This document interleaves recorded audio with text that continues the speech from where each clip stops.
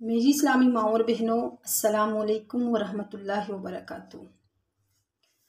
میری ماؤں اور بہنوں، آج کل بہت سے لوگ ہیں جو اپنی مفلسی اور تنگ دستی سے پریشان ہیں۔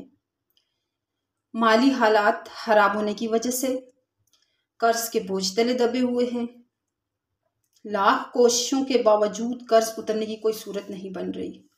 غربت نے انتہائی پریشان کر رکھا ہے۔ تو خدا رہا مایوس ہونا چھوڑ دیں، ہمت نہ ہاریں، کیونکہ مایوسی کفر ہے۔ بس اللہ پاک کے اس نام کا ورد شروع کریں، پھر دیکھیں انشاءاللہ سارے مسئلے حل ہو جائیں گے، غربت خوشحالی میں بدل جائے گی۔ قرض اترنے کے لیے اللہ تعالیٰ غیب سے اسباب پیدا فرمائیں گے انشاءاللہ۔ بس یقین کے ساتھ، اعتماد کے ساتھ اور امید کے ساتھ اللہ پاک کو اس کے اس نام سے پکارنا ہے۔ وہ ضرور ہماری پکار کا جواب دے گا، ضرور ہماری سنے گا۔ یاد رہے، اپنی نیت کو خالص کر دو اسی اللہ کے لیے۔ کسی کے خلاف دل میں بدگمانی نہ رکھو۔ دل اللہ پاک کا گھر ہے، اسے خوب صاف رکھو۔ پھر دیکھو اس اللہ تعالیٰ کی مدد کے نظارے۔ وہ کس طرح تمہاری مدد کرتا ہے۔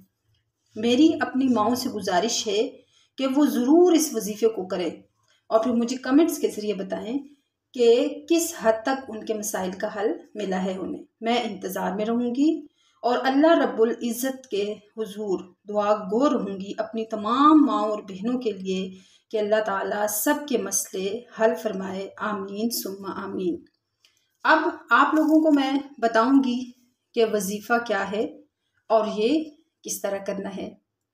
وظیفہ ہے یا اللہ جل جلالہ، یعنی اللہ تعالیٰ کا نام ہے، اور یہ اللہ تعالیٰ کا اسم خاص اور یہ ذاتی اسم ذات ہے، اسم اعظم ہے، یعنی اللہ تعالیٰ کا اسم خاص، اسم ذات، اسم اعظم ہے۔ اور یہ وظیفہ کس طرح کرنا ہے، اس کا طریقہ کیا ہے کہ ہر روز نماز فجر کے بعد 101 مرتبہ یا اللہ پڑھنا ہے۔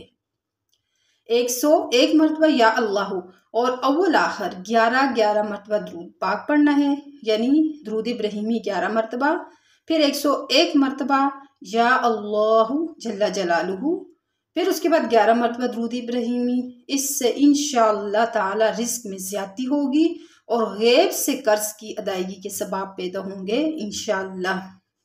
ضرور آپ اس وظیفے کو کریں اور اپنی تنگ دستی کو خوشحالی میں بدلیں انشاءاللہ۔